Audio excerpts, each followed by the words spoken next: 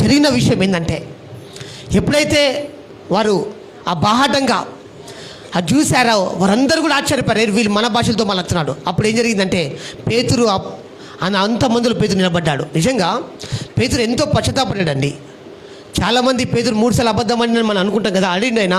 కానీ ఎంతో పశ్చాత్తాపడ్డాడు ఆయన. ఆ పశ్చాత్తాపడింది కాబట్టి ఆయన ఈగర్లీ, అంత అత్యాసక్తితోటి ఆయన ప్రాణం చేశాడు పేతురు. నిజంగా దేవుడు ఒకటి చెప్పాలండి, దేవుని క్యారెక్టర్ ఎటువంటిది తెలుసా? నువ్వు దేవుళ్ళలోకి వచ్చిన తర్వాత నీ పాత జీవితం చూడడండి. నిన్నటి వరకు నువ్వు ఏం చేసి నువ్వు చూడాడు, ఈ దినం వరకు నువ్వు ఏం చేసి నువ్వు చూడాడు దేవుడు. నువ్వు దేవునికి ఎంత అవకాశం ఇస్తున్నావో అది మాత్రమే చూస్తాడు. పేతురు దేవుడు 3 సార్లు అబద్ధమాడినావు పేతురు అని అడిగిండా? అడగలే. ఆయన పశ్చాత్తాపం చూసిండు.